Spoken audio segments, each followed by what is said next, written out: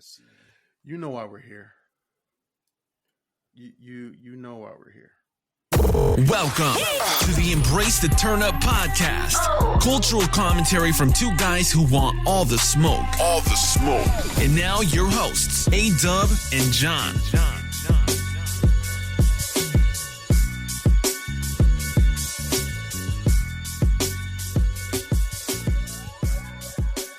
Okay, ladies and gentlemen, welcome back to the Embrace the Turn Up podcast. Nope, we're not doing that. No, we're not doing that. LeBron, LeGoat James. Nope, we're not doing that. It's your boy A-Dub, the pod god, the pod tribal chief, if you will. For this episode, I am A-Dot. Y'all know why. Y'all know why we here. And joining me in, Damn, nigga, I guess, you the so veil of one-sided. darkness. Huh? What? Why you so one-sided? Wow. What do you mean You got- one-sided? Bro, you got something against... You've always had something against Drake. And then you got something against LeBron. You got something against anybody that's not Jay-Z or Jordan. Or Eminem. I rock Or with Royce. the goats. Ladies and gentlemen, John's in the building, in a veil of darkness, in the Batcave. John, say hi to the people. Hello. All right, How was that? That pretty good? Don't sound so weird. No, that What do was you mean? weird. That was weird as fuck. It was weird I'm as talking fuck. through your headphones. So Jonathan, we decided last week that we were gonna wait before we recorded, just in case any responses came out. So we decided we were gonna record as late as possible Monday night to put out a pod on Tuesday. Sounded like a sound idea, didn't it? Yes. But then on Tuesday, Euphoria, and I'm not talking about Zendaya or High School Kids. That came I'm out talking Tuesday? about. Yeah, he dropped that on Tuesday. So I'm looking at I ain't gonna hold you. I almost called you and told you to pull over. We was gonna have to do an emergency pod over the phone. Okay, so I got a whole timeline here. So Euphoria came out on 4:30. So we got Like That, 7-minute drill. Then 7-minute drill was deleted. Then we got Push Ups, Tailor Made, Euphoria, 616, Family Matters. Then the parody, and then Meet the Grams and Not Like Us, and then we got a new Drake one. But so Euphoria came out on 4:30. Damn, that seemed like it came out recently. I don't know. Yeah, it feel like it came out forever ago, but I mean, Yeah. I guess time moves fast when you're in the middle of beef. I guess. Pause. But Wow. No, that's crazy. That's we crazy. gonna start from the beginning. John, what were your first thoughts when you heard Euphoria? I don't remember because that was so many disses ago. I'm just being honest. It's been so long, so much anger, So, so much visceral hate. You know what's crazy is, so when Euphoria first came out, I was like, this shit is crazy. And then, so what I did was, I want to tell people is, I like to go back and listen to, I like to put the songs up against each other, right? Mm-hmm. So I went back to listen to Push Ups, which I thought Push Ups was fire when it first came out, right? Was that Still Push Ups fire. or was that? No, that's Push Up. Oh no, Tailor Yeah, Made. it's- So, okay, Oh, no, I'm okay. sorry. Push Ups. No, Push Ups. I'm sorry. When Push Ups first came out, I thought Push Ups was fire, right? And then, Kameen, you talked about it before. Drake is one dude I wouldn't diss because he'll make a club song out of you, right? Which we'll get to later on. But I was like, Push Ups is fire. And then Euphoria came out. It just had a different feel and vibe to it. So then, when I listen That to vibe Push is called Ups, hate. That vibe is called hate. I was about to say. So when I listened to Push Ups and I went back to listen to Euphoria, you can hear the tone differences. There's so much aggression and anger on Euphoria that you don't get on Push Ups. Sound like almost like a lollipop song compared to Euphoria. Damn, that's crazy. It said lollipop. It sound like song. something It does sound like a from, lollipop like song. a Disney movie. Yeah, it's definitely. It doesn't have that.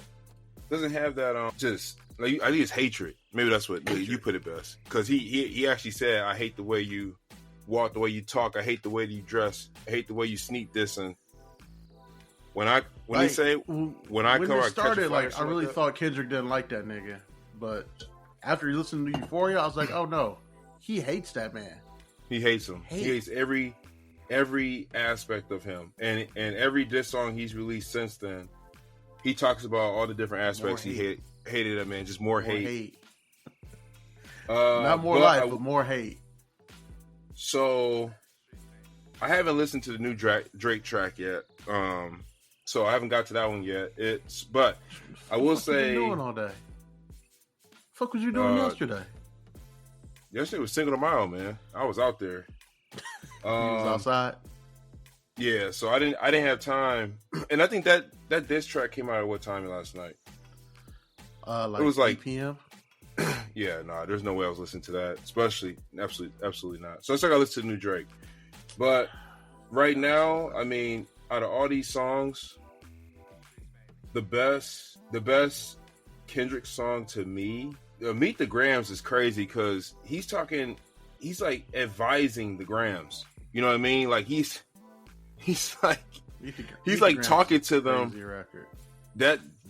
And then so what's your favorite Kendrick song? So first of all, Euphoria got like 9 million views in the first like 24 hours. I think 1 million of those were me. Just want to put that out there real quick. Yeah, Euphoria was crazy. It's still crazy. It's just something about like feeling the energy and like I was like, oh, this is real hate. This is like diabolical hate. It was Euphoria until Not Like Us came out. Man, Kendrick got niggas crip walking talking about OV ho, and I was like, oh shit, this OV ho and it's crazy. What do you say? It was OV ho and stab this way, stab that way, stab this way. I was like, wait a minute. What's the part he said at the end of that song besides OV ho? He says besides they not he like called him a us, freaky ass nigga or something like that. Freaky ass nigga. Freaky ass 6'9" boy or something like that. Yo, like so you'll finally get to it at some point, but the Heart Part 6 is crazy. Drake really came with it. Like I was impressed. I was even more impressed than I was with Push-Ups. Is that timestamp Drake? This is crazy. Is that timestamp Drake? It's close. It's close. Okay. It's close. But again, he's coming with insults and like he's not matching the energy. He's not matching the energy. Like I hear it and I was like, oh, it's crazy. And like he's claiming that like he fed Kendrick false info about having an 11-year-old daughter, and Kendrick ran with it.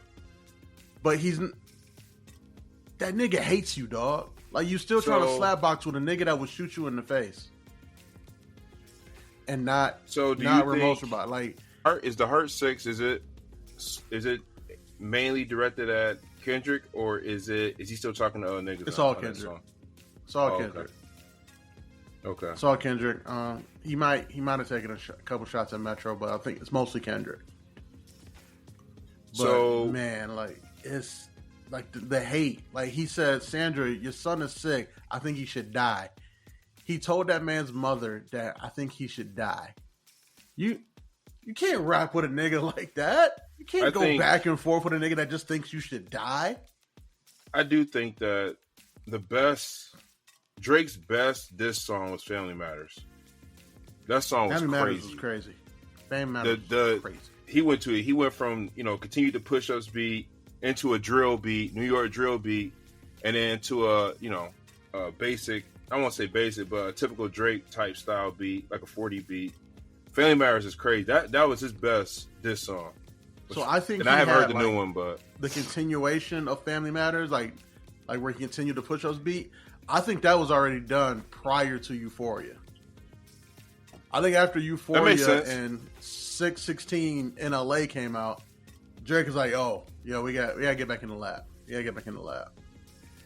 And like, I mean, the way this beef was developed, people have even forgotten about 616 in LA because like he's telling like, "Hey, you got all these niggas on payroll, and most of them hate you. Most of them hate you. Yeah, he did say that. Like you a scam, and like we the culture's running scams on you." And then he took it a step further to say, "Hey, you so not a part of the culture. You're a fucking colonizer. You go to Atlanta every time you need to get hot." And so hold on. Before you continue, how did you feel about? So in Euphoria, Kendrick said, "I don't like the way you say the word nigga," right? Mm-hmm. How do you feel about Drake saying, "Kendrick, you still rap like you trying to free slaves"? That was kind of cringy to me. I don't know if it's because Kendrick already put in my ear that Drake doesn't really want to live that lifestyle. I think, well, it's not Drake saying that either, but like Rick Ross is kind of alluding to that too. Like, yo, you're not from this lifestyle. You know what I mean? You didn't have those burgundy green and gold sheets in your closet growing up like I did. You know what I mean? You didn't have you wasn't wearing FUBU and Sean John back in the day. So they're making it sound like, I don't know, it just seems cringy. Now if all this stuff didn't come out about Drake prior, the line would have came and went in my head. But him saying, yo, you rapping like you're trying to free the slaves, I'm like, I don't know if you should have said that. Yeah, like, because it's still establishing as something other than us. Yeah. Like, the slaves means others. Those others, you're trying to free them. I'm not a part of them. And like, again, that's what people have been saying about you. Like, it was a very bad line for him to say. No matter if he feels it's true or not, or if he feel like Kendrick's overly conscious. He should have said something. Drake can't say that, especially when they calling you Drake white can't boy say that. and Kendrick calls you a colonizer. You can't say that. Drake can't say that. Drake should have said something like nigga rapping like he in a booth like Jonathan Majors or something like that. Like, he could have put it like that, but he didn't have to say free the slaves. That's a crazy line. That's a crazy line. I'm sorry, I didn't mean to cut you off, but you were talking about something along those lines of 616 in LA and how his own team doesn't like him. They took it to the point where like they called him a colonizer, saying like he was running to Atlanta to, every time to get hot in different ways, and that doesn't even need to like really be fact checked. You can just think back to Drake's catalog and you kind of right. Like, yeah, like he didn't have any like prior connections to like any of the ATL artists he worked with.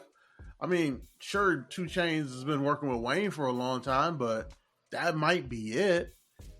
Like, he's like, and it's always been kudos to him for seeing what's going to be next. He saw that Migos style was coming up next, so he hopped on Versace.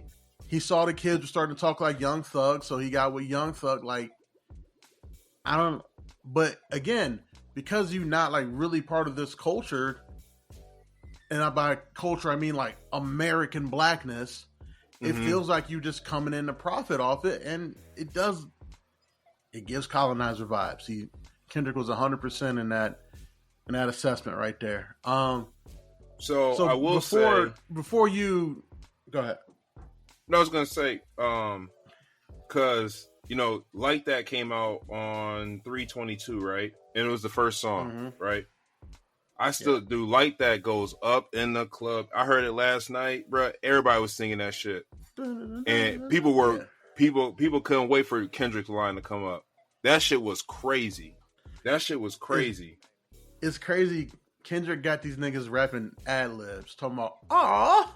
Yeah, but I do like how niggas is like, because it's funny on social media to see the big difference between Kendrick fans and Drake fans. So like, and the funny thing is like Drake fans, they want diss records that you can like dance to. You know what I mean? Like twerk to. That's why they don't like Kendrick disses, because you really can't do nothing to them. But in reality, if you think about it, Like That plays in the club. Kudos to Kendrick to come out with a diss song. That's a dance song, not Like Us, right? And I wouldn't be surprised if you hear a DJ chop up Euphoria. Honestly, it make it work in the club. I wouldn't mind that. I mean, yeah, like I woke up on Sunday just scrolling through Twitter, and all I see is niggas crip walking to Not Like Us, and I'm like, oh, you didn't fucked up. Like, I saw a video of Deshaun Jackson crip walking to it. I saw Deshaun Jackson one. He a crip. He was killing that shit. He was killing it. I mean, he spelled out crip. He spelled out his whole hood. I was like, ooh. And he was killing that shit too. So I have a lot of questions. Let me see if I make sure I don't forget them. First question. Let me write this down. First question: who do you have winning right now? I got Kendrick in a sweep. Wait, what? I got Kendrick in a sweep. In a sweep. All right, so here's the thing. I'll obviously give you Like That is still charting. What's crazy is Taylor Swift came out Beyonce came out, and they couldn't touch like that. Euphoria about to debut as the number one song in the country. What is it? Euphoria. That's what I'm about to get to. So, Like That and Euphoria, I'll give you those two because those are just charting like crazy, right? Not Like Us is probably gonna be. Did Not Like Us get like 12 million views in 12 hours or something like that? Not Like Us about to be song of the summer. I'll give you 3 because those are just charting like crazy. Because we have a total. We have 1, 2, 3, 4, 5, 6, 7, 8, 9, and then the new Drake, so that's 10. So we have 10 songs. So I'll give you 3 for Kendrick right now, and that's Not Like Us, Like That, and you said Euphoria. Mm-hmm. All right. So Drake, Push-Ups. Okay, so I might be the only person that I won't say I'm the only person, but I thought Taylor Made was. I like Taylor Made because it was a creative way of dissing somebody. I'm going to get 2 legends that you look up to. I'm going to write their lines. I'm going to rap in their cadence, right? I'm going to write the song, and I'm going to dish you in it. No, I liked it a lot, but it was on a West Coast beat. To get over the visceral hate that was in Euphoria. I hate the way that you talk, the way that you dress. He said, I hate the bitches you fuck. You know what you gotta hate a nigga to hate the bitches they fuck? He said they confuse with real women. That shit crazy. He said, when I see you with Sexy Red, I believe you see 2 bad bitches. 2 bad bitches.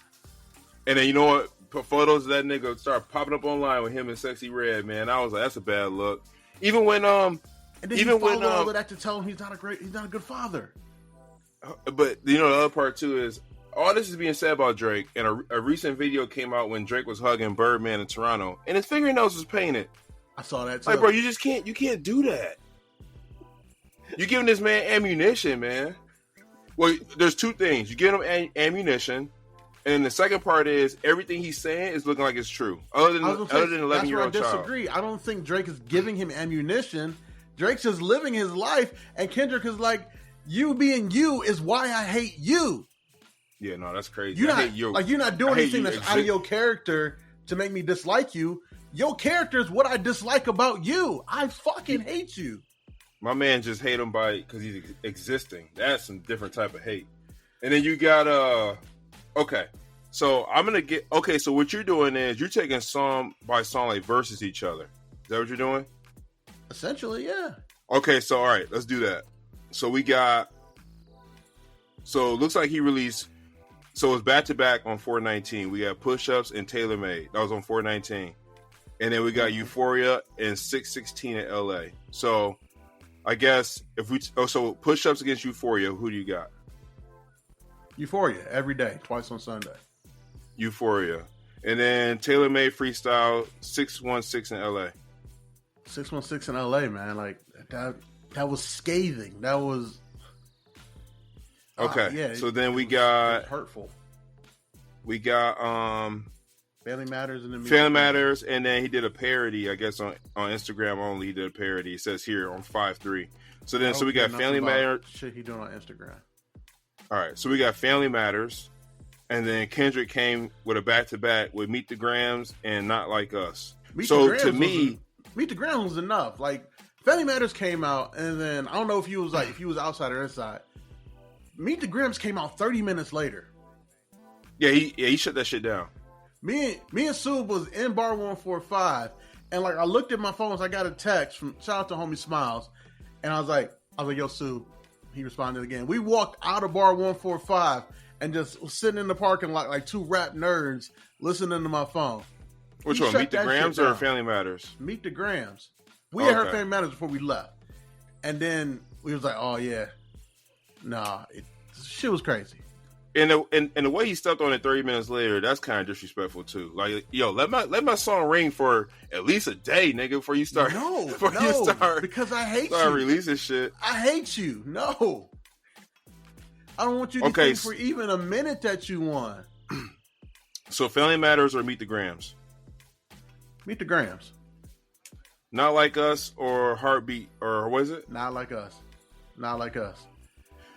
They crip walking. But okay, the cover art shows like the pedophile map with all the niggas living in Drake's house. Like, it's nasty work. It's nasty work. Do you think you're biased? No. Dubs. No. Your name on the screen is A. Dot. You don't think you're biased? No. Because here's the thing. Drake's in my like top 10 artists listened to every single year. Kendrick's not. But we know how you feel about Kendrick, man. You one of them old heads that love like rapidy rap. You know what's crazy too? Another thing too is like it's almost like these two niggas grew up in two different generations, but they're the same age, which gets me. Like Drake's doing all these internet games, AI and shit like that. Kendrick is literally on Twitter just posting YouTube links. New song. Go listen to it. That's all he's doing. No, it don't even say that. It's just the link. The link. Yeah. The link and it'd be the link and the name of the song. I'm at this nigga's neck again. Yeah. And like, but that's the thing, like, I think Kendrick is winning easily, but like that being said, I don't think Drake is like slipping. Like, this ain't the like Pusha put a nuke on him, and there was no way he could ever recover from that. This is a legit fight. And talk like about pushing P. Why don't you push a T? Like, push a and T. I think that's what I appreciate about Drake in this moment is that he made Kendrick rap. We've never seen Kendrick release music at this clip, like ever. It's a 5-year break between album, nigga, and he out here like, oh, I got a reason now, and so clearly that reason is hate. I will say, so Drake songs. The reason why I think Kendrick songs have such high replay value is the lyricist that he is. You want to go back and listen to what he's saying. Like for instance, in Euphoria, when he said things are about to get shaky, I'm gonna park your son or park a son or whatever. I didn't catch that at first, and then somebody posted the lyrics on Twitter, and I was like, oh, let me go back and listen to it. And just the way he rapped that shit was crazy. What the full line was is he wanted to be a killer like his dad. He must have forgot dementia must run in the family. But if shit gets shaky, I'm parking, son. Yeah, no, that's crazy. No, that's crazy. I was like, yo. No, that's crazy. Yo, and then the shit about where it's like a classic you ain't got one. Tell your fans to stomach that, and then tell them where you got your abs from. V12, that's a fast one. The V12 that's the type of thing they use for the fucking suction out of fat. Yeah, double entendre. Nigga crazy, bro. That's why I don't know. Like that nigga said, you got shit twisted. Is it the braids? It's killing me, bro. Like no, I can't. the way he's changing his voice too. Like everybody gets on Kendrick for the alien voices, but like, and these diss records, he's changing his voice out of just disdain for this nigga. He's like, "What's the braids? I don't work with you more. Oh, okay, that's what it is." And then he's like, "What's the thing?" He's like, "I don't care what you do with Yachty." I was like, "Oh shit!" He hate that nigga, and like when he changes his voice, it's out of disdain. So I think that's what makes Kendrick great, right? Because Jay-Z had a line back in the day where he was like, "I can't be Busta Rhymes. I'm not that animated." I don't remember the line directly, but it's something like that. Like he was talking about how animated Busta Rhymes is when he flows. And I Kendrick animated, like say a Busta Rhymes, What more can I say? Yep. So I feel the same way about Kendrick too. Like that animation that Kendrick, how he could change his voice, like it's almost like it's in conversation. Cause you know how like we would be talking, our voices go up and down. So it's like Drake, not Drake. I'm sorry. It's like Kendrick is talking to Drake, and he's doing it in song with breath control. That shit is crazy. And that's the big thing about these records. Like you listen to Drake records, Drake's making diss records insulting this man, but he's making them for us. Kendrick is making diss records for Drake. He's like, I want you to hear this and you to hear this alone. This is about you. This is to you. And this is about how much I fucking hate you. I think that's why Drake's 2 diss records were like club songs. Because, like you said, I think he's making it to entertain us, which is cool because they are good songs. But Kendrick is solely focused on you. That's another thing too is I feel like Drake is getting close to the end of his clip. Honestly, I feel like Hatred can carry a man very far as Chris Paul. As Chris Paul, as Jimmy Butler. As Jimmy Butler. I feel like hatred can take you far. Me? And the biggest thing too is I'm hearing the same sentiment is Kendrick Lamar is talking about the same thing, but he may be talking about the same thing as in whole in summary about Drake, but he's putting it in so many different metaphors and ways because he got so much hatred for the same thing.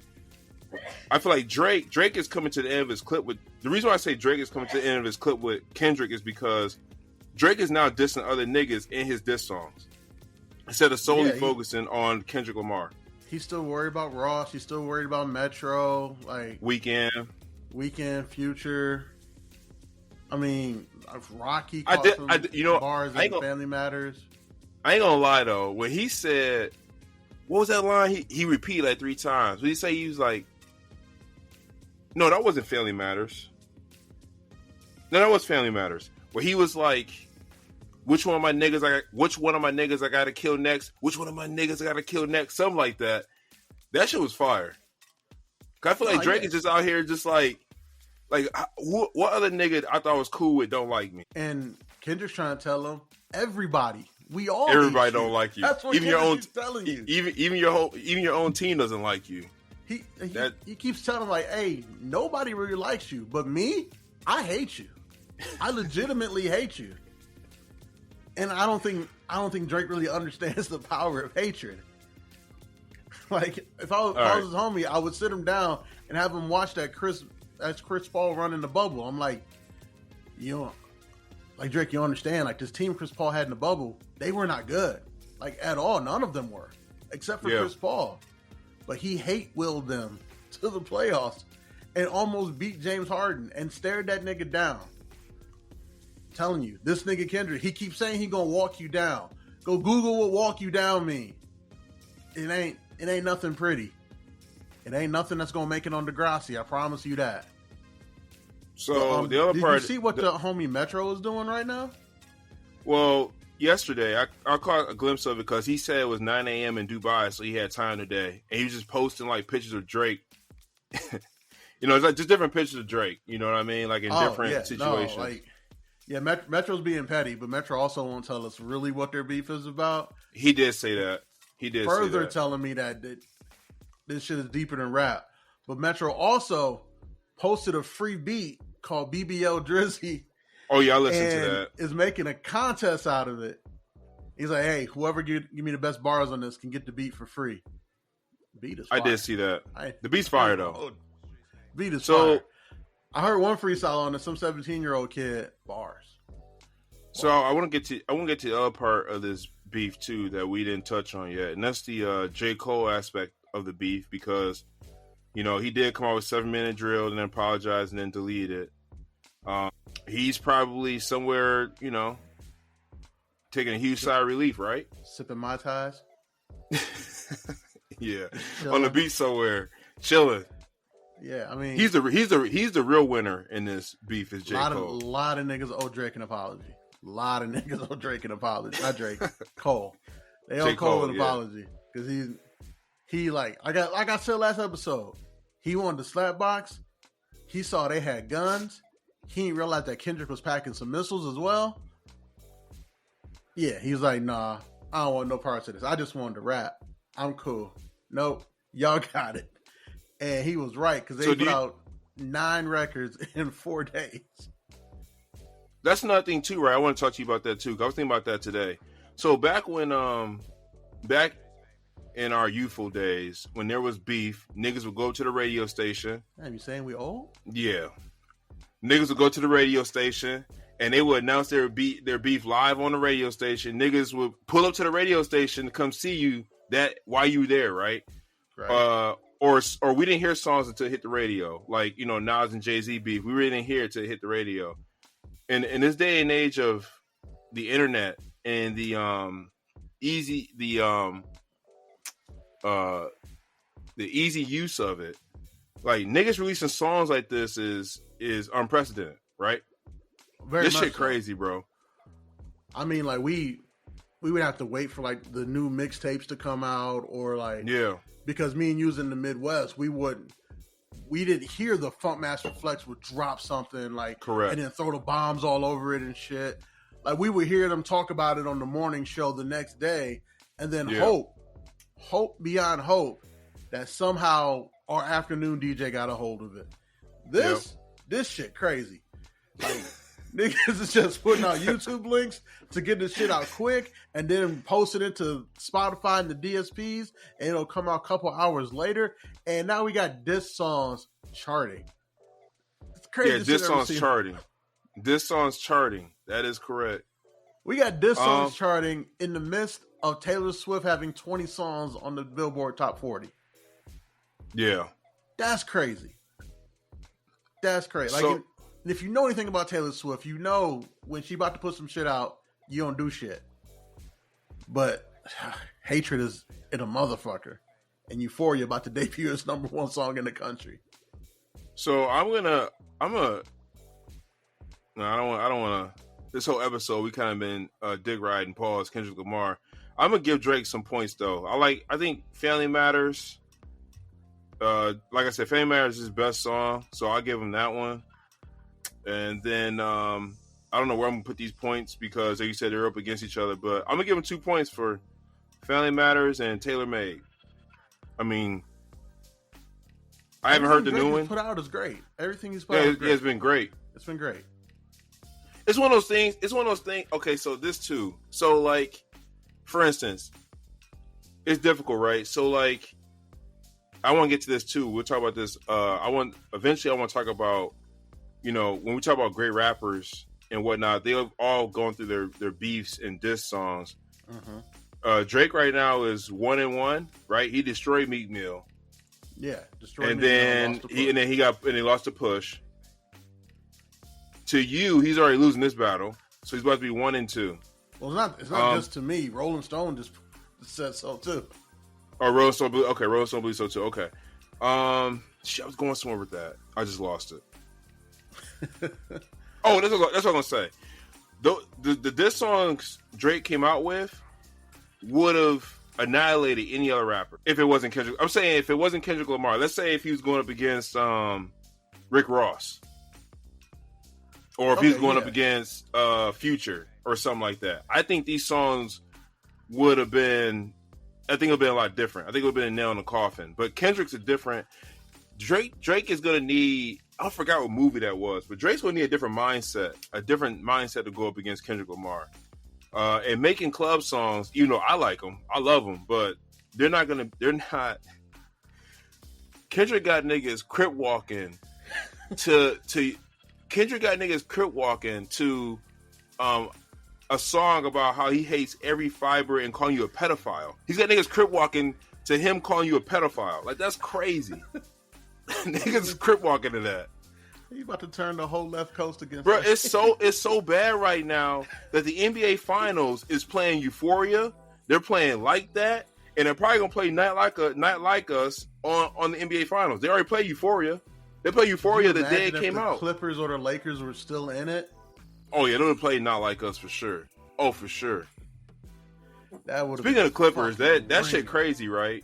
Like, the team they have and the coach they have, they should be able to beat the Mavs. But they the Clippers. All right.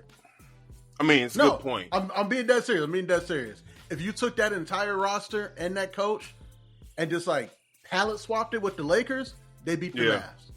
Okay. Yeah. But they the Clippers. I can't explain it to you. They just the Clippers.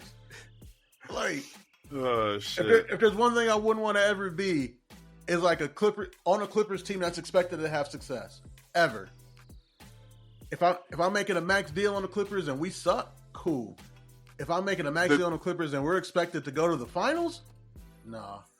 The Clippers should have performed better than they did with the team that they had. And we talking about they was doing that against a Mavs team that was in the bottom 5 of defense.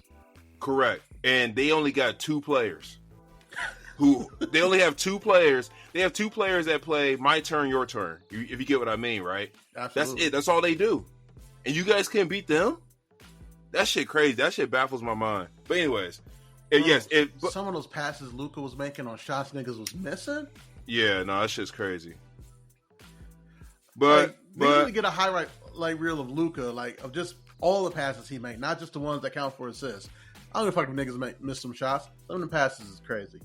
But yeah, back to this beef shit. Back to the beef cast. So you know what? So I want to talk about the after effects of this beef, right? So once all the dust settles and there's dead bodies everywhere, I want to talk about like where this leaves both rappers. So you know, what we heard about Drake is he's a pedo.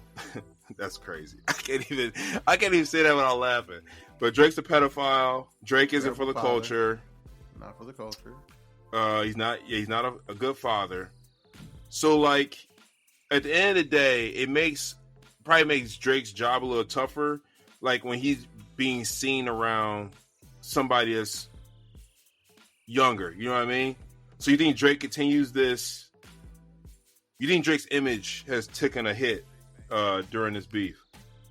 I don't know how to put it, because like once the beef is all done, you know, obviously Drake still got friends like, you know, Kai Cenat, but Kai Cenat's like 20, he's like 21, 22. So you think it'd still be weird if Drake, you know, calls Kai Cenat after the beef and you know, hang out with him and stuff like that? Yeah, or even a female. Well, then that's going to be the problem. If Drake started hanging with people his own age, what we've started to learn is that niggas his age don't really like him. Correct. So, like, and I think you think he always knew that they didn't like him, or you think he's just finding this stuff out? I don't think that he always knew it. I think like he would just be him a lot, and then younger people would gravitate more towards it, and he would just like, oh, well, I'm just gonna fuck with them because they really like me. It wasn't the fact that he noticed all the dislike from niggas his own age and older. It was just he noticed the positive. I mean, and that's what people do. Like when they get to this high of status, they create this bubble around themselves, and they don't notice like reality and negativity outside of like their bubble. And that's what Kendrick is. Kendrick is that dose of reality of there's a lot of niggas out here that don't like you. You paying a bunch of them. But just so you know, I'm not one of them niggas that don't like you. I hate you. Yeah. And I don't think Drake has ever he hasn't encountered hate. He's encountered people being haters on him. He hasn't encountered hate.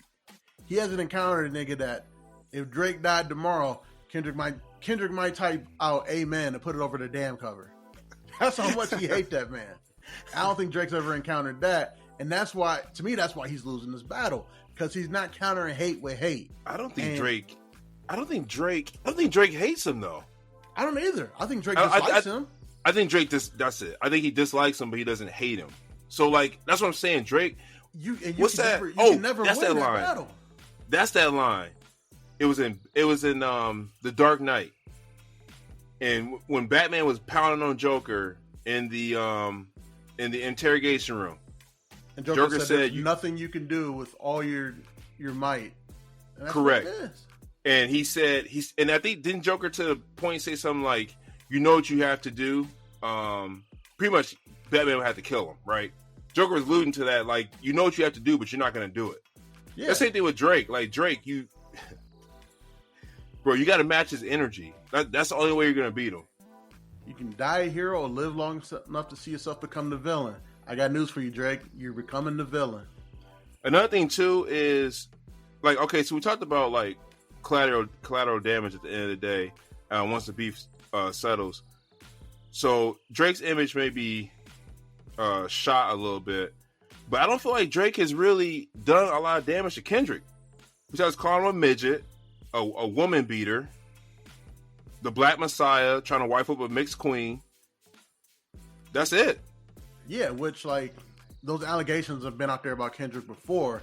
And again, if Drake is right and they hired a whole crisis management team to, you know, get him past that, what's not going to, like, bring Kendrick down now is Drake saying it after Kendrick's been calling that nigga a pedophile for 3 weeks. Yo, that's crazy. You get what I'm saying? that's you really got to realize the fight you fighting here. And then another thing, too, is will Drake still be posting pictures with, you know, Sexy Red and Ice Spice? Because people are going to say, you know, two bad bitches. You know what I mean? Like, I don't know. It's a slippery slope, man. If I was him, I'd get away from that. Yeah. I don't know. I think Drake is Another thing too, I want to bring up. I think Drake's brand is taking a lot of damage. But another thing I want to bring up too is listening to this and everybody that's coming out against Drake. You think Drake is looking at himself like, yo, I'm in a lonely place. Only people I got is Chubbs and 40. Like, nobody's come to Drake's defense yet. Have you noticed that? There's no Wayne. There's no. I mean, Birdman has said some things, but Birdman, no one respects. But nobody has like come to Drake's help. This nigga needs some help, bruh. He's definitely noticing that, but he's delusional. He's gonna be like, so lonely at the top. I guarantee on Drake's next album or Lucy he cuts out, he's gonna say something about it. It's so lonely at the top. All my friends I thought were my friends. I dissed me about, I don't know, something like that. Yeah. He gonna say something like that because he thinks he thinks everybody's coming at him because he's successful. And again, Kendrick's like, no, I fucking hate you. I don't think it's really so. Hate you. Yeah, I think so. Drake thinks, okay, let's say Drake thinks it's because he's successful, but each nigga has named why they don't like him. Future, there's some chick involved. Rick Ross, he sent like that. He sent. Wait, say it again. Said, what was it? Future, you pillow talking like a bitch. Ross, you sent the cease and desist, so Ross don't really like how you moving. And Sante might be pillow talking the same bitches too. The shit with Metro sound like it's deep. Yeah, Metro's deep, and then it has nothing to do with success. Kanye never liked that nigga. And Kanye's a crazy person. So if I was Drake too, a crazy person coming after you. If I was Drake too, man, like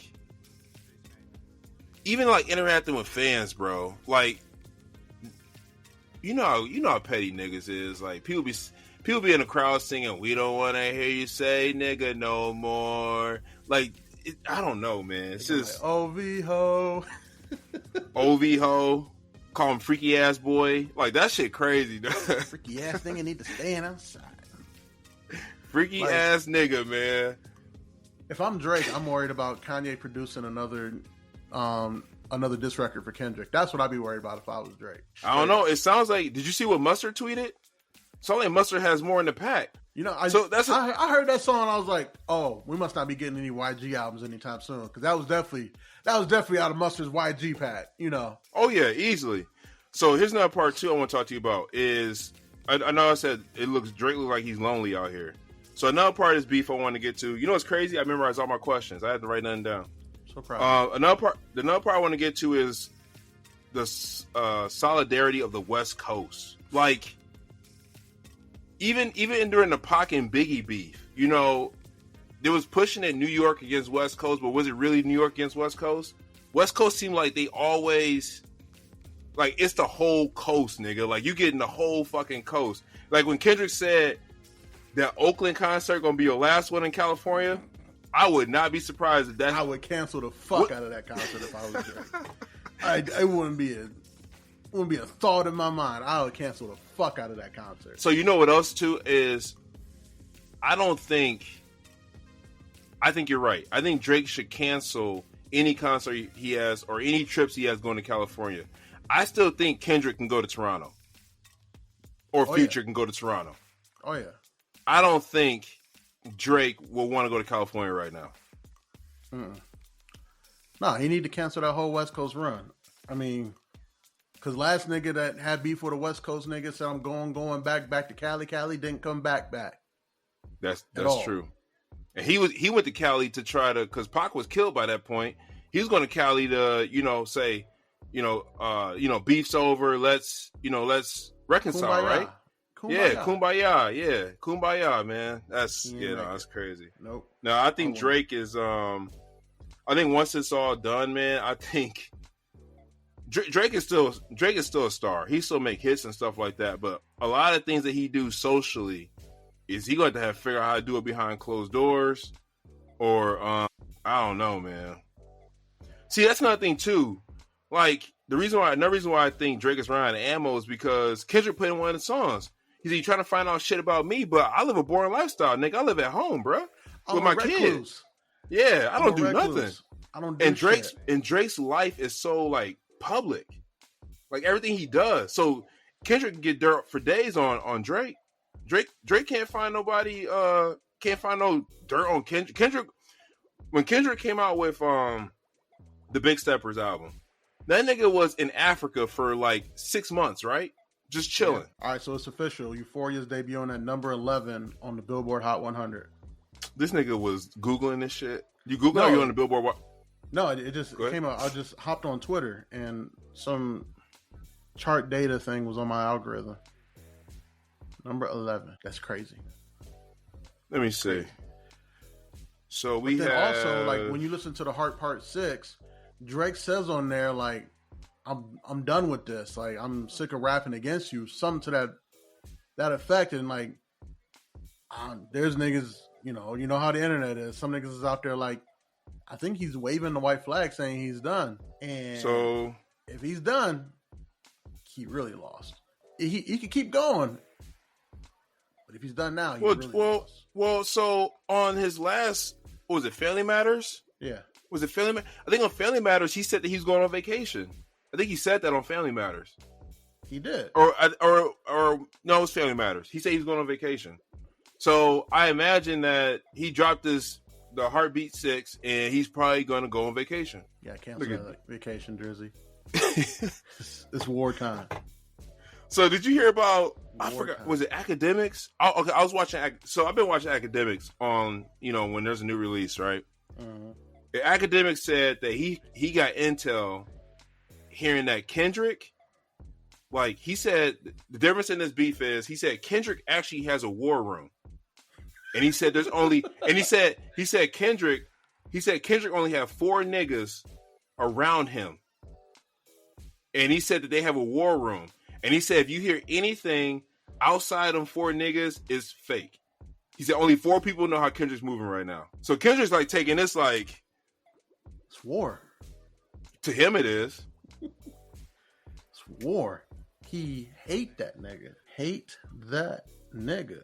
Like, so do you think... So what's crazy is this beef has told me a lot. Remember in the past, this is way before the podcast, we were talking about how, there was a rumor out saying that there's going to be a Ross and Drake collab album, and we never got it. Mm-hmm. I mean, I think that cease and desist letter to French Montana was the final straw for Rick Ross. I think Rick Ross saw how Drake moved years ago. And was just like, I don't really fuck with that. He's like, I'll do music with you. It's business at the end of the day. I'll do music with you, but I ain't gonna fuck with you like that. Yeah, I think that's how that came up, right? I think Drake and Future were honestly I think Drake probably thought they were best friends. Because I think Drake put in that song, right? I think it was Family Matters. He said that Future shit really breaks my heart. And it was funny he said that. That tells me that Drake is the nigga pillow talking. Yes. Yeah, yeah. Okay. 100%. That's a good way to look at it. 100%. Because he's like, well, I thought I could just, talk about you to this girl, Nah. Drake was the one pillow talking, and Future got upset about it. And to me, that tells me the whole thing. Future got upset about this pillow talking, probably told Metro about it, and Metro was like, hey, Future, I don't trust that nigga anyway. Guess we got to shoot. I don't trust that. And we got this record, and they was like, all right. He's like, hey, you know who else don't like Drake? Who? Kendrick. Yo, that shit, that Future, I've been cool with Kendrick for a minute.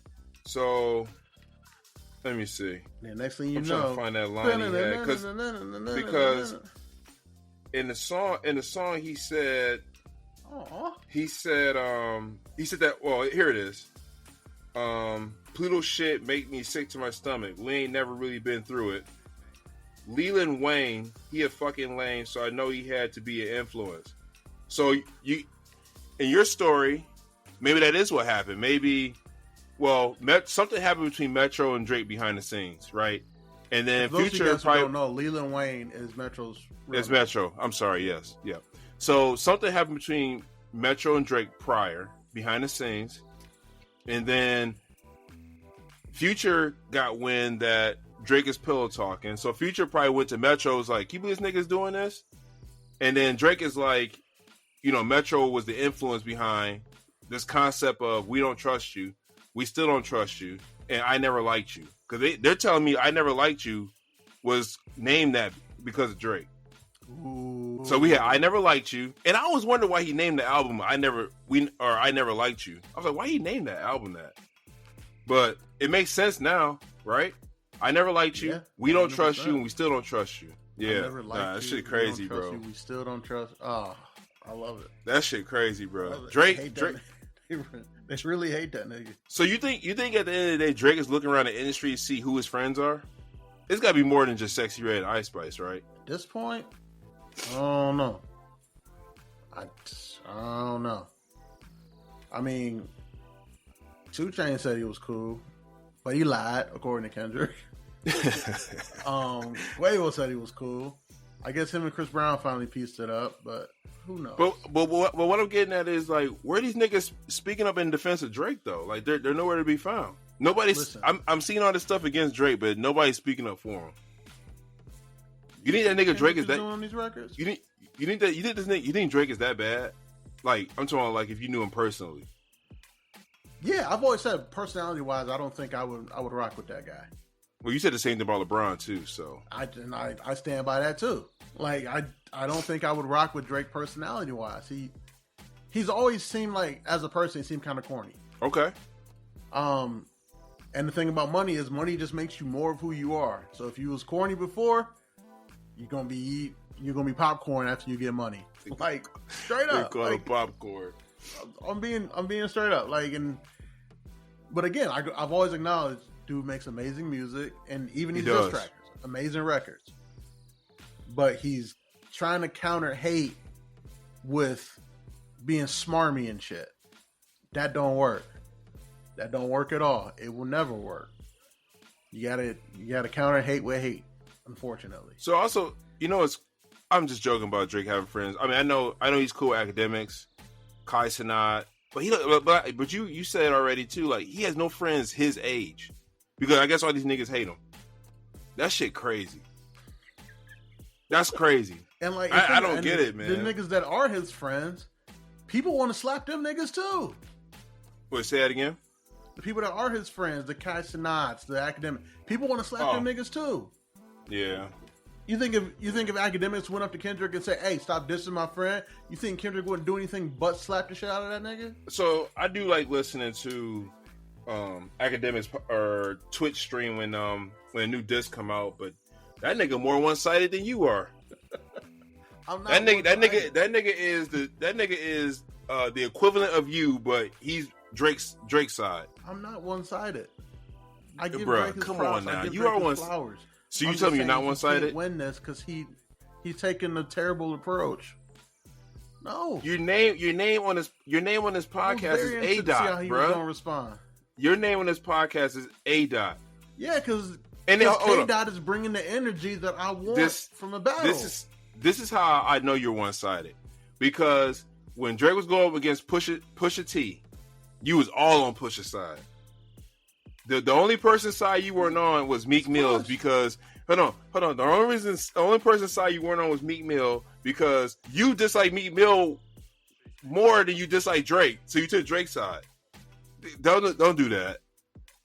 You know I'm right. Yeah, so that means I'm consistent. If I don't like a nigga, I don't like a nigga. Oh my god. And like, I've been honest. I don't like Drake's personality. I never really have, from what I can gather of it. But I didn't like Meeks even more. So I was like, yeah, I'm rocking with the boy on this one. Push, everything Push does is gold to me, and Push ain't never lied to me. But again, I don't like that nigga Drake's personality that much. I think I can rock with Push, outside of him being, a drug dealer. He seemed like he a stand-up guy. I rock with Push. The shit with Kendrick, I'm like, you know what? I like a lot of Drake's music. I like a lot of Kendrick's music. But I think Kendrick's more of a stand-up guy. He seemed kind of a recluse. So I can't say I would hang out with Kendrick, because I don't think Kendrick hang out. Yeah. But again, I wouldn't worry about that nigga pillow talking to a bitch about me. Drake, I would. So I side with the nigga that I don't think would still talk to bitches about me. Now, if I'm trying to think of who I dislike more than. Oh no, well, we got Meek Mill. That's one. What's that one nigga y'all always be telling me to listen to? They can't rap. Playboi Carti. Playboi Carti, yeah. If you told me Drake and Playboi Carti was getting into it, I'd be like, yo, I think Playboi Carti's a fucking moron. So I'm rocking with Drake on this one. You taking Ye or Drake? Ye. I mean, Ye's a crazy person, but as someone who's an advocate for mental health, I think we gotta put our arms around Ye and get him the help he needs. That warm embrace. Yeah, but he's also a genius, probably one of the greatest musical geniuses in my lifetime for sure. And again, he's always just been who he is. He's never tried to like. That's been one of my things about Drake. He's always tried to like change to fit what the new kids are doing. One of the cool parts about getting older is you don't have to give a fuck what the young kids are doing anymore. And Ye's just I'm Ye at all times. Well, you can also say he kind of has to do it for his business model, because that's how he's, top selling artist. You know what I mean? Like, that's how he's breaking records, is he appeals to the younger crowd because he'll hear their sound and then make a song out of it. It's almost like his business model. Go chase which I got one for you. So Drake came out with it was the Scary Hours 3, right? That was a full. He was rapping to Boy Wonder beats. That did not chart at all. Nobody listened to it. Nobody wants to hear Drake make grown up music. I'm sorry. He's better at the more poppy, catchy tunes type music. Well, no one's expecting it because he left being a grown up for so long to chase his Peter Pan dreams of never growing up. So when he tries to come up with grown up music, you're like, what the fuck is this? What are you doing? What are you doing? I don't know. So I'm one of the few people that actually appreciate Scary Hours 3. Now, and you want to be. I thought it was good because it was rap. It was over those darker beats, right? Stuff you would probably hear like Griselda rap over. So it was over beats like that. I appreciated it. He was spitting, but nobody gives it a chance because people associate Drake with more just like catchy tunes, more popping beats. That's his fault. But he's great at it. Is he great, bro? We was in Nashville talking about. What's that line? When we were in Nashville, it was on Scary Hours 2. It was a Drake line. You want me to remember some shit from Nashville? No, it's a Drake line. It's in the song. We were saying it the whole time. Next. Yeah. Okay. What's about to happen next? Okay. Catchy. Was that Nashville? That was Nashville. Yeah. Damn, that was a long time ago. Drake makes catchy music, man. It's just, I appreciate it. Everybody's got their own thing. I get what Drake was saying when he says Kendrick rap like he's trying to free the slaves. I get it. Like you said, he can't say that. But when I listen to Kendrick's song, it's more of a, okay, it's almost like you're trying to you're educating yourself. You're like, okay, I want to listen to some deep shit. So I'm going to listen to Kendrick Lamar. I get what Drake means by that. He's just the wrong nigga to say it. Yeah, like but again, but before really big money got into hip hop, that's what this shit was about. Delivering a message to your people in an entertaining way to get them to do better. And then big money got involved and said, hey, we found that in other types of music, if you say the same 5 words 100 times, this song will go to number 1. And you know what? That's what started to happen. And Drake's a product of that. He's a product of the big money. He's not a product of what this stuff was originally, thus not a part of the culture. Like, even you look at them timestamp songs are great though. They are.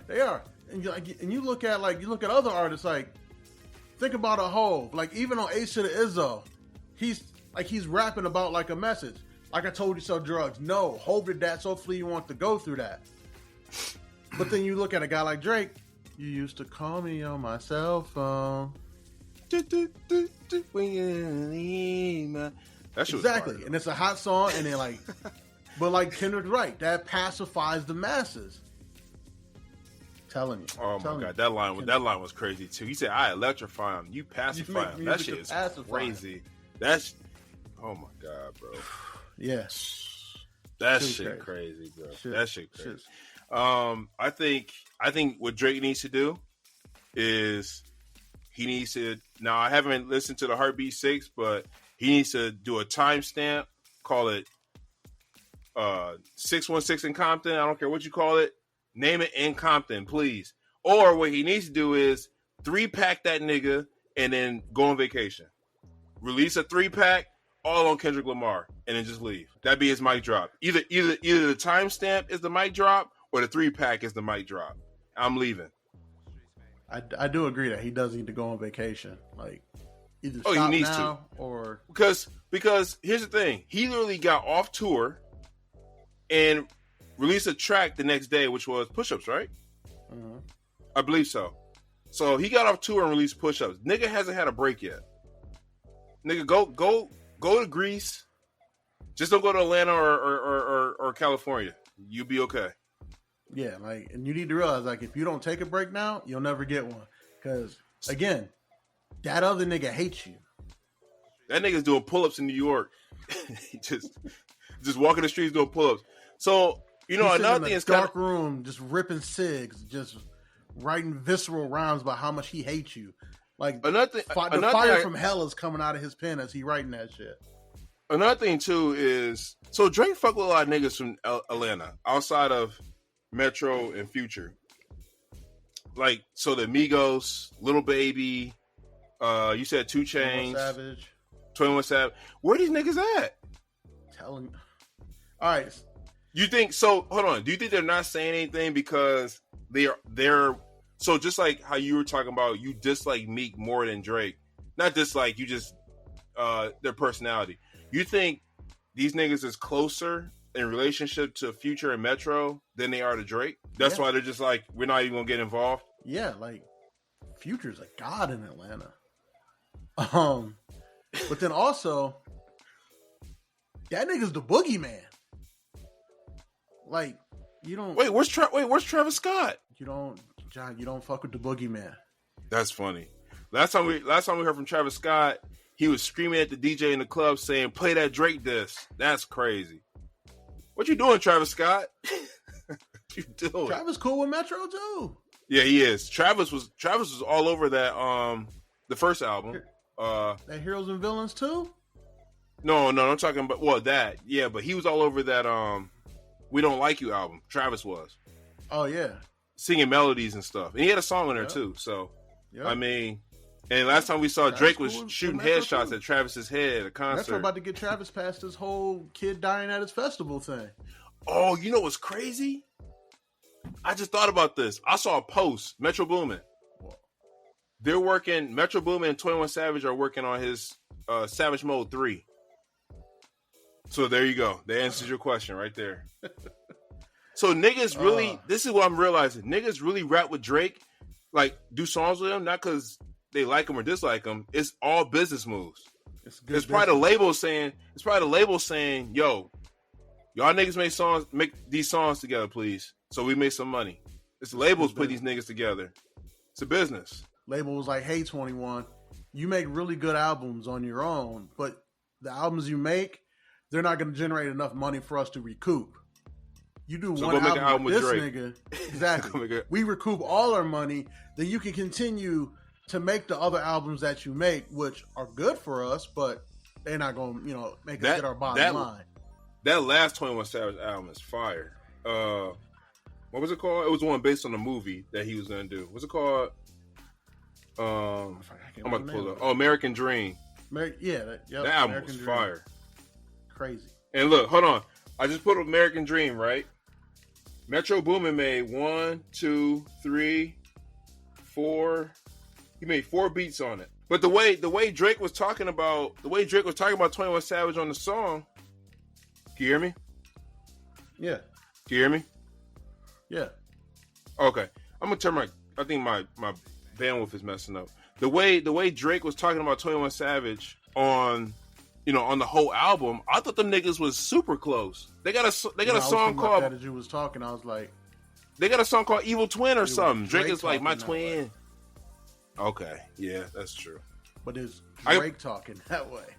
I was just thinking about it as you were saying. I'm like, Drake was the one bigging up 21. 21 was never bigging up that nigga. That's a good point. Because he got a song that's on like my. What's called my like, twin or something so like I don't that? get fined. You said what? Yeah. 21's probably like, I'm just here so I don't get fined. Hold on, 21 on some Marshawn Lynch shit. You know what that reminds me of? When you was a kid and your mom made you go say hi to people and you didn't feel like it. You just standing there like, I don't want to say hi to these people, but your mom make you. My mom still make me do that to this day, man. I'm a grown ass man. You still make me try to say hi to these people. Go say hi. That's how I feel like 21 Savage with his label. Drake is the nigga that you gotta say hi to. Drake is the nigga you gotta go talk to, yup. Drake is the nigga that the label said, hey, you go talk to him, and you be nice when you talk to him too. I don't want to hear no attitude or nothing. That's Drake, man. That's funny. That is hilarious. So are you enjoying this beef?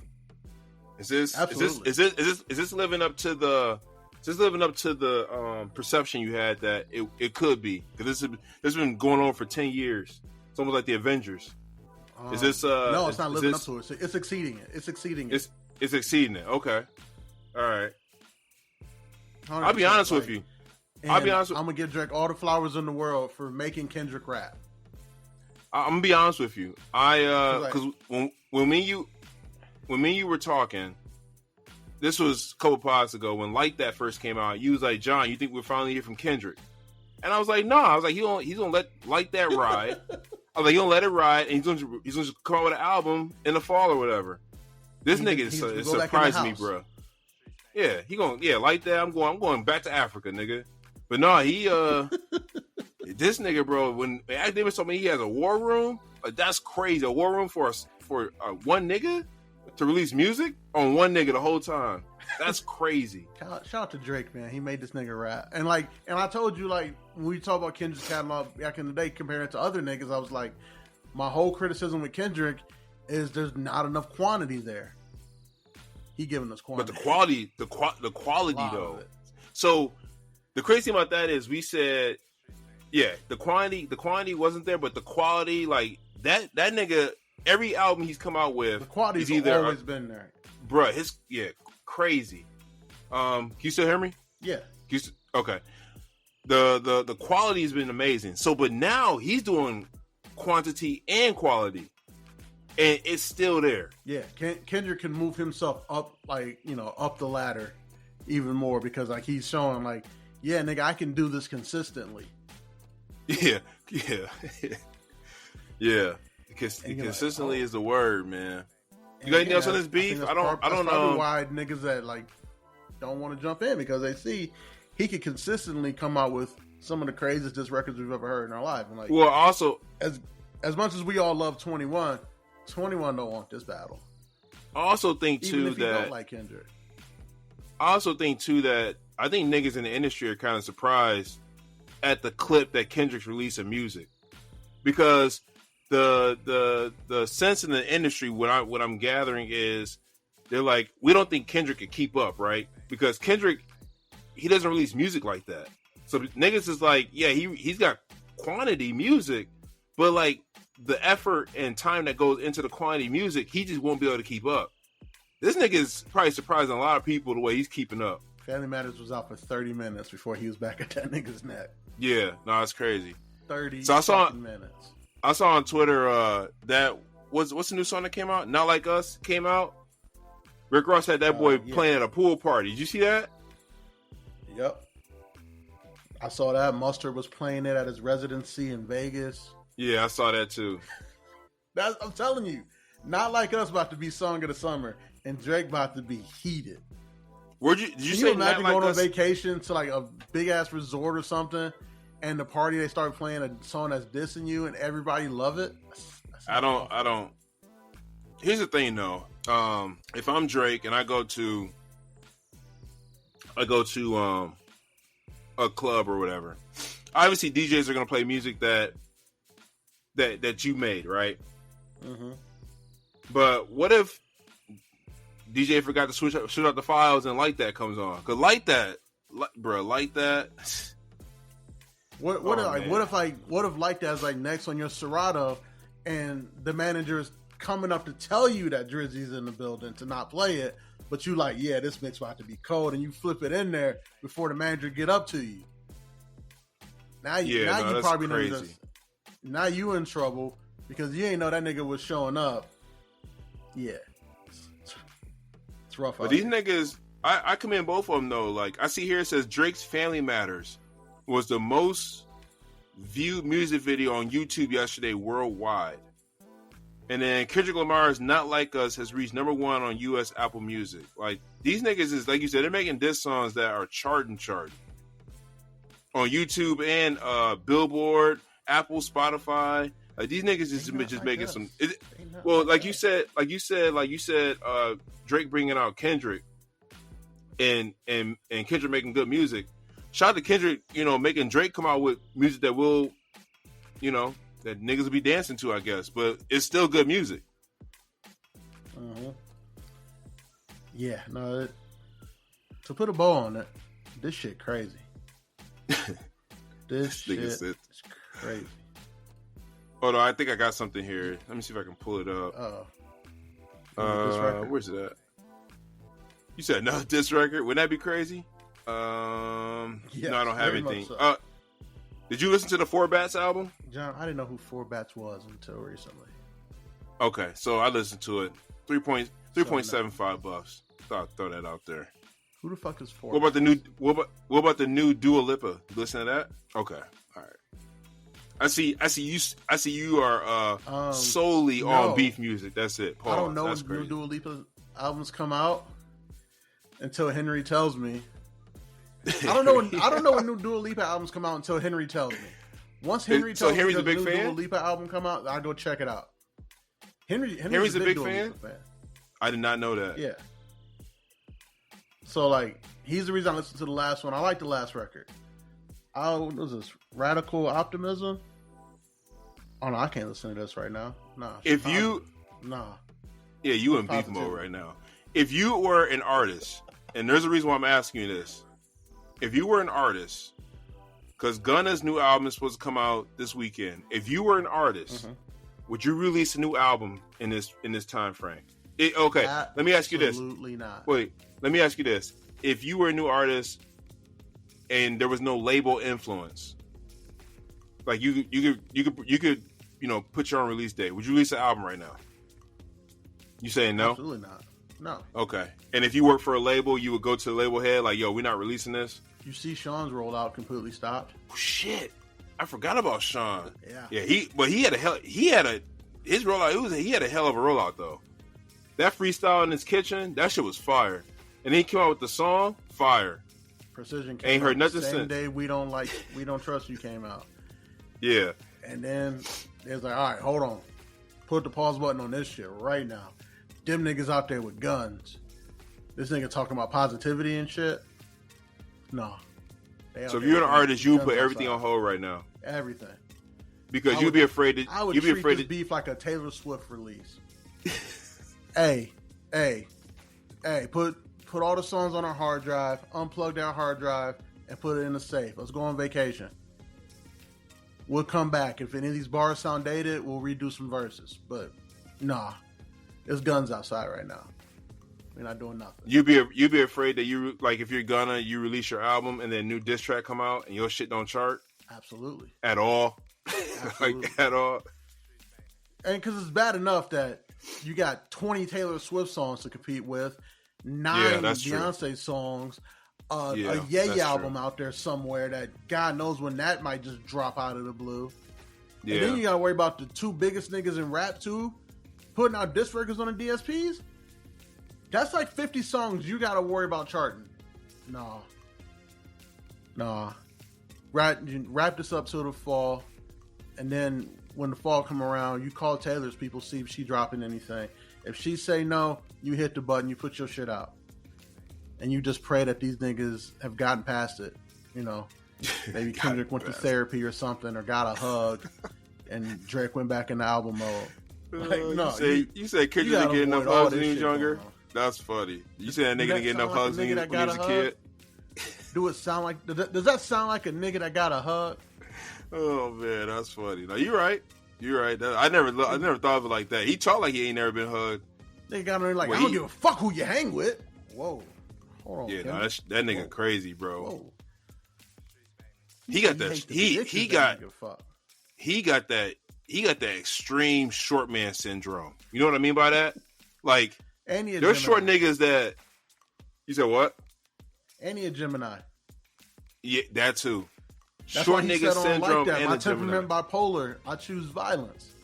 Yeah, no, that shit crazy, bro. Like that nigga has extreme short nigga syndrome, and them niggas you got to be watchful for because them niggas is crazy.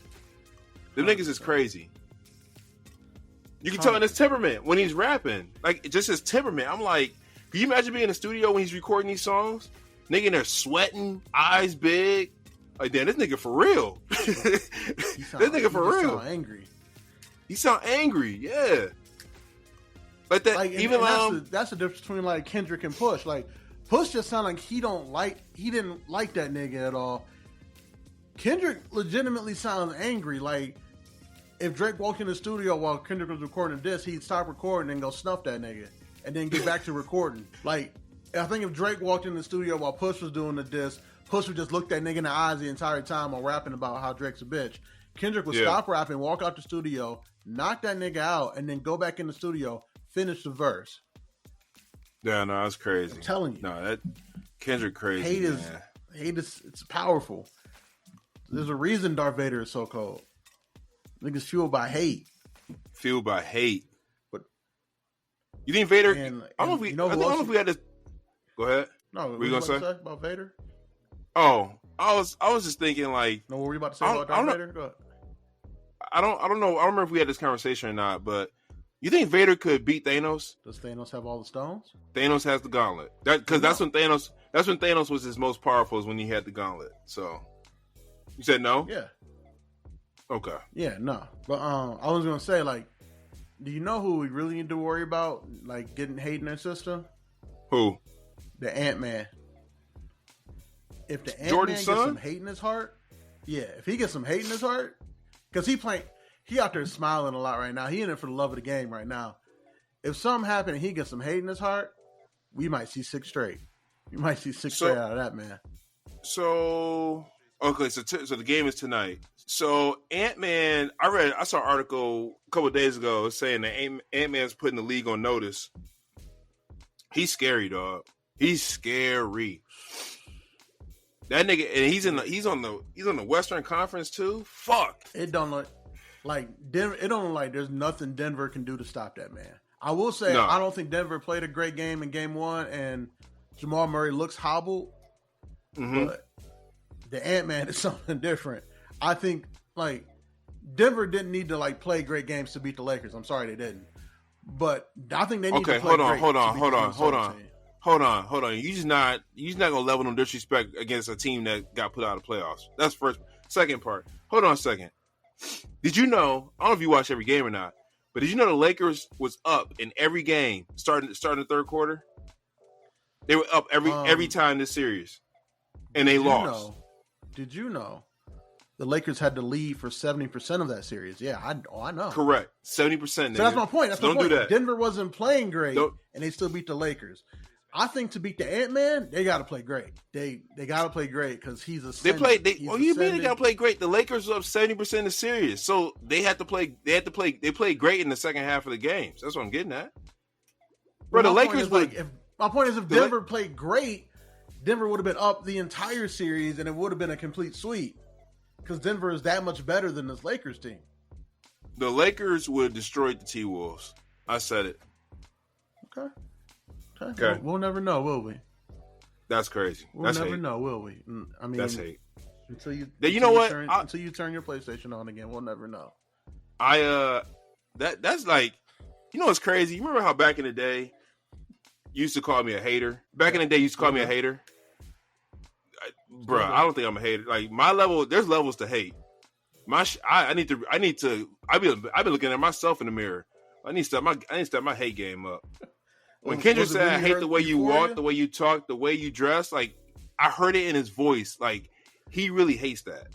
Just hates it. Yeah, like I feel like he was screaming at niggas. I've never heard hate like that on a record. Nah, not on a record. But so I gotta just call you like a disliker. You're not a legit. I'm a hater? disliker. Yeah, I'm not. Yeah, I'm not a hater. I'm a disliker. Because now we know what real hate sounds like on wax.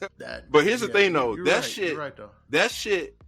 The hatred on that song. I felt like the nigga was talking to me. I was looking at myself. I'm like, yo, I need to something on the way I look. I felt like he was talking to me directly. The way he was talking on that track. Damn, nigga, I was like, damn, nigga, this borderline disrespectful. What I'm listening to.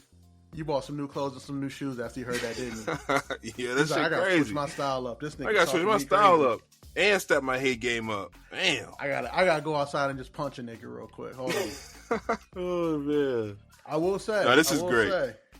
I will say. I said on the pod after the Taylor Made Freestyle came out. I said, Drake, I'm telling you, you might not like what happened when you keep calling the boogeyman outside. In that Taylor Made, what'd he say? He's like, man. He's like, nah. You gotta follow through this time. He said that. He said in Taylor Made, and I was like, oh shit. And the next thing you know, okay. Said, okay. We got Euphoria. I hate the way that you walk, the way that you talk, hate the way that you dress. You think we get? You fuck. Damn. He said they confuse themselves with real women. So when do you think we get another Kendrick drop? That's a crazy line. Crazy hate. You think we get another Kendrick drop? Hate. And when do you think it drops? I think tonight. Probably. You think it drops tonight? I read some on. I don't know if it's 72 hours. I read some on Twitter that was funny. So Euphoria dropped on a Tuesday, right? Somebody said on Twitter, they was like, damn, Kendrick must really hate that nigga to drop this song on a Tuesday. Hate like that on a Tuesday is crazy, bro. The last time I had hate like that on a Tuesday, I was working at Enterprise. I know what that type of hate is. That's some crazy type of hate you released out on a Tuesday. Like, damn, nigga, on a Tuesday you drop a song like this? Oh, man. Tuesday morning, too. That shit was even crazy. Like after a full week of work. Yeah. That's some different type of hate, man. Oh man, that's funny. I mean, but it was enough hate to last all week.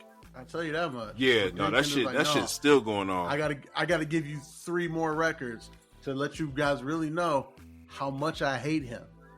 Yeah. It's a lot of hate. Well, I'm good, man. I got everything I want to get out. We got anything else? You got all your questions answered. You feel? I feel good, man. Yeah. I have more. We gotta send a shout out to our guy. We gotta get a shout out to our guy. Go ahead. Nick. Shout out to Nick. Did the Magic lose? I wasn't lost. watching that. I wasn't watching that Nickelodeon NBA TV series. I wasn't watching that shit, bro. And sorry, Nick, you can say whatever you want to say, but both our teams are on vacation. Game 4. I didn't see any of the games. I saw all of Game 6. Was it on national Game TV? 6 where Donovan Mitchell dropped 50 and they still lost. No, that's crazy. I don't know what channel Game 6 was on. Yeah, and then Game 7, I was like, oh, this is a dogfight. And Magic went up big in the first half. Nick was popping his shit on socials, and it was all for naught. All for naught. Cancun on 3. Mm-hmm. Speaking of Cancun on 3, what's up with your man's Pat Bev? He said that nigga was too small. Nigga, man? What's wrong with that? He throwing basketballs at fans and shit. What's wrong with that? I saw that. Man? That's Pat Bev, man.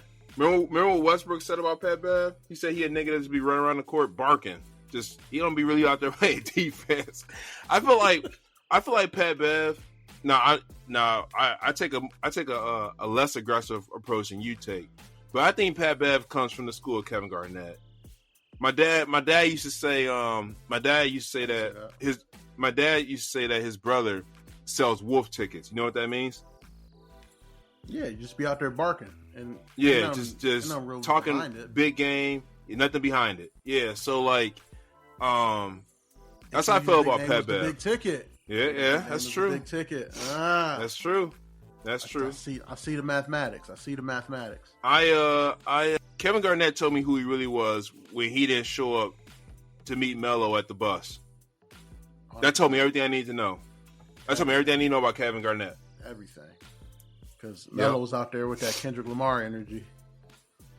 And yeah, he was. KD But realized he ain't really want them problems with a nigga from Baltimore.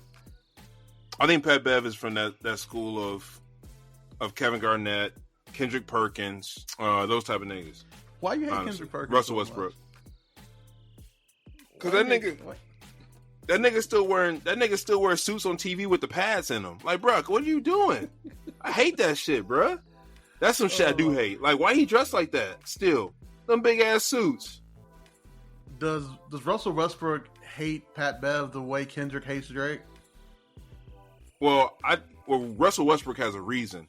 Remember when Russell Westbrook was trying to call a timeout and Pat Bev dove at his knees and took him out that whole year? Yep. I will hate you for that too. That is deserved hate. That's what I call that. So they technically work together right now since like Pat Bev's on the Clippers, but you think Russ be telling management like, hey, get that nigga the fuck up out of here. They had to. They had to separate them. I think so. Wait a minute. Pat Bev and Russell Westbrook, didn't they play together on the Lakers? Didn't Pat Bev and Russell Westbrook play together on the Lakers? Was Pat Bev on that team? I thought he was. Because remember they were, hold on. I think they did. I'm about to look this up. Let me see. Pat Beverly. I mean, I don't and know. Then, I thought they were talking about that because they don't like.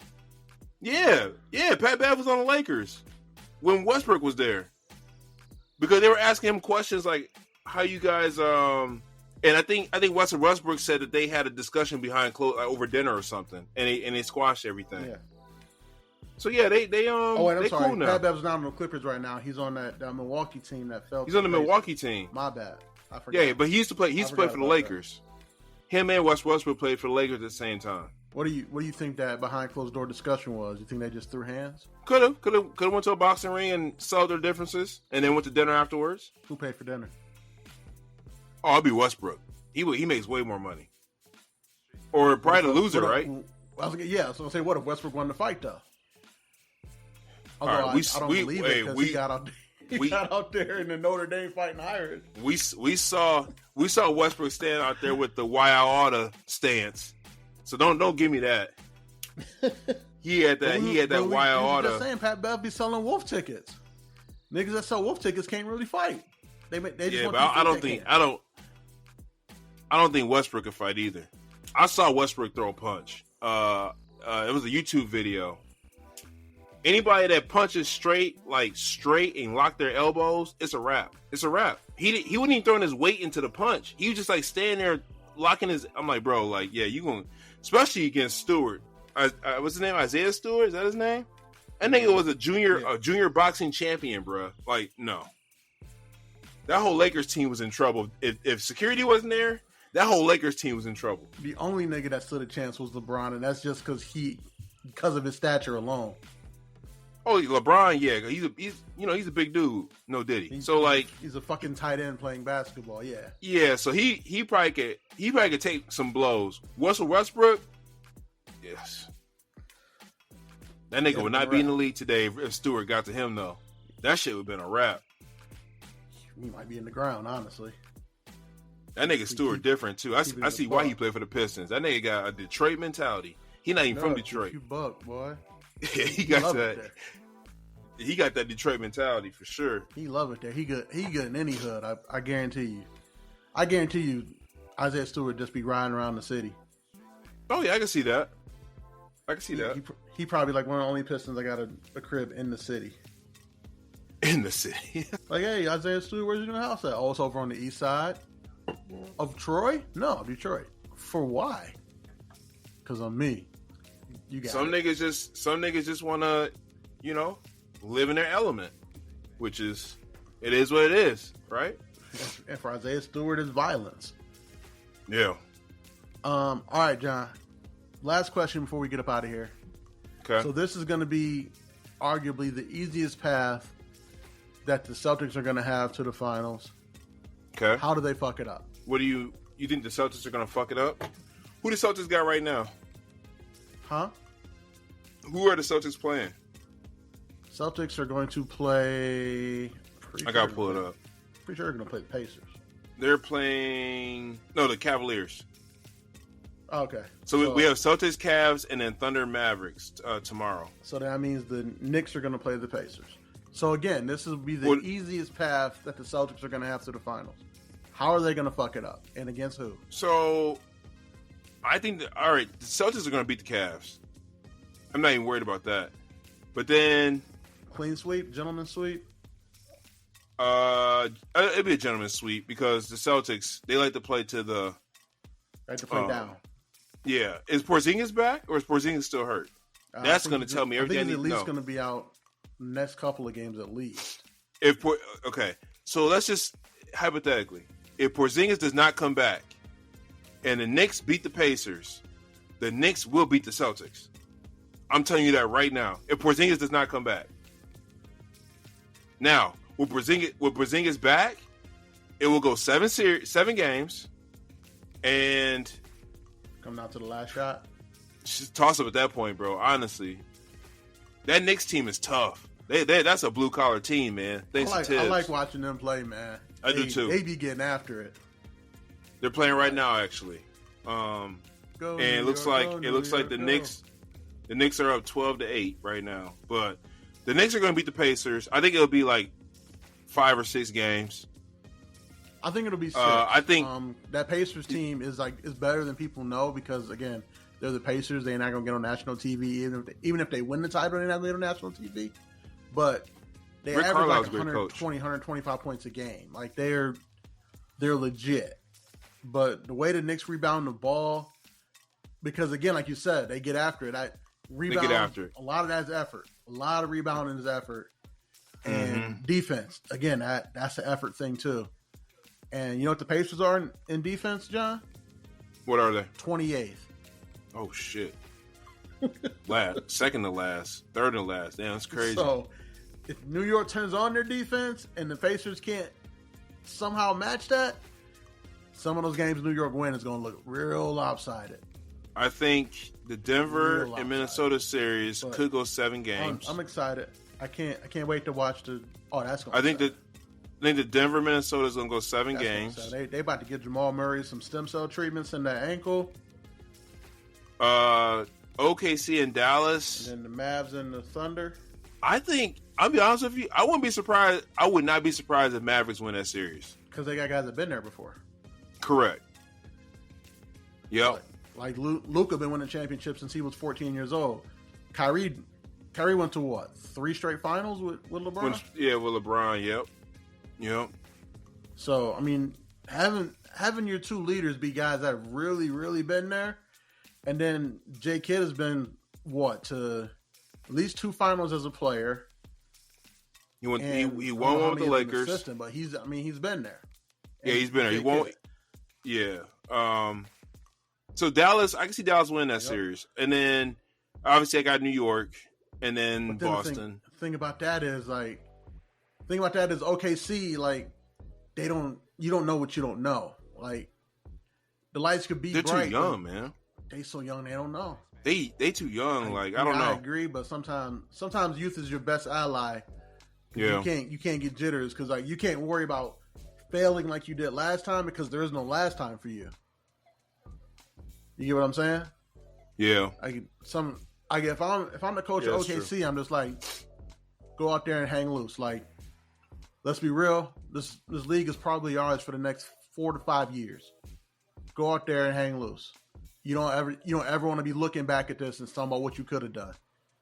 Do it now. That's what I would tell them. Like, just go do it. You want to come coach for the Lakers? That's a great speech. You want to come coach for the Lakers? We have a job opening. I don't know if I could get along with your star player. And let me tell you, me watching Joker put his shoulder into Anthony Davis's chest and Anthony Davis just getting moved would bother me to no end. So if I got to work early and that nigga wasn't in there doing chest day, be a wrap. It would be a wrap. I would be screaming at that nigga all practice. Man. Oh shit! And then I couldn't imagine coaching the Lakers I slapped LeBron the third time he cut me off about some shit. I don't care if he's like the smartest basketball mind in the world. And have you listened to that pod he has with JJ Redick? Not yet. No, I haven't. John. Not yet. You hear me? Yeah, can you hear me? It's really good. It's really good. And LeBron is as Okay. smart basketball-wise as he claims. But, like, I would slap that nigga the third time after he cut me off in practice when I'm trying to coach up some people. That's funny.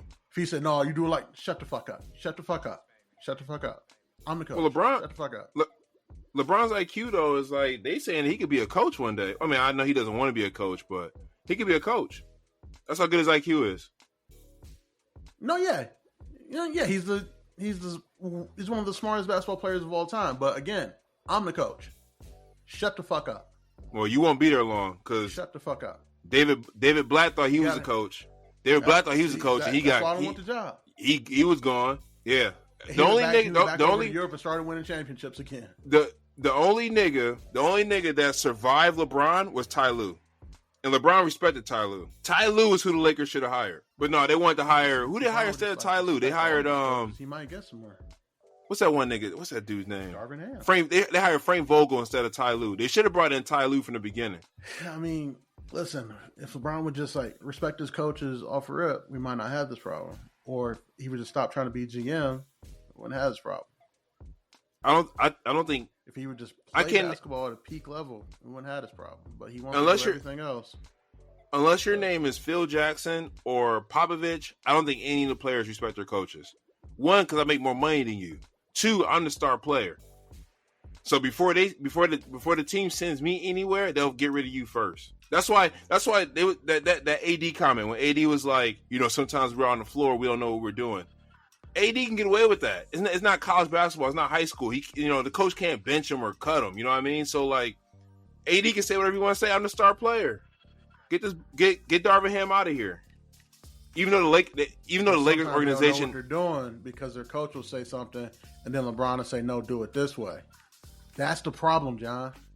I mean, I'm not disagreeing with you, but who the Lakers organization going to get rid of? They already told you, Darvin Ham.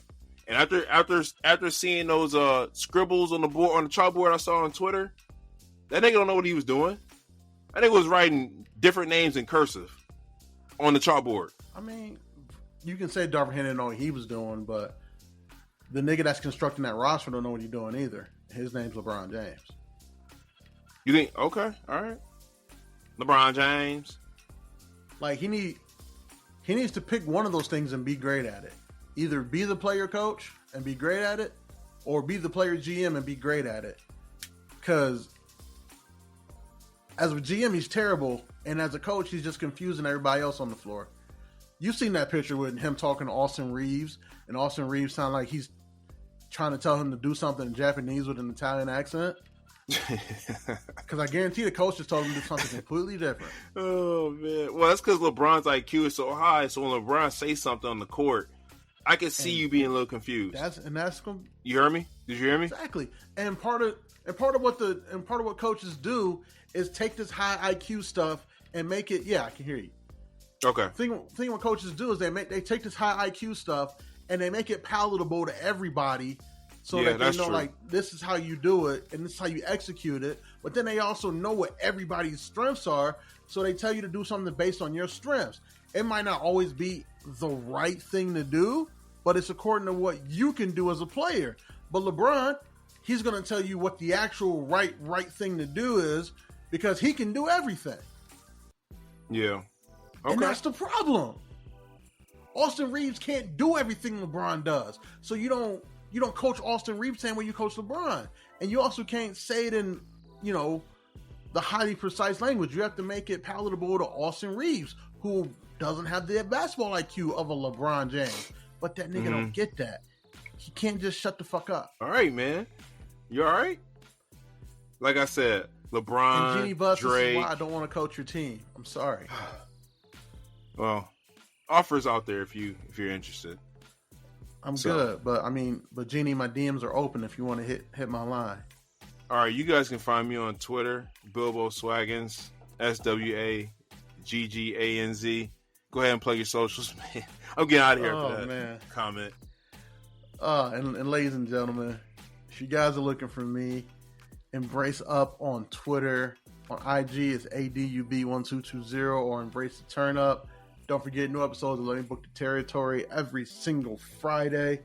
Greatest wrestling podcast of all motherfucking time. All time. Motherfucking time. And until next week, guys, beef. It's what's for dinner. And we out. Yo, pause. Peace.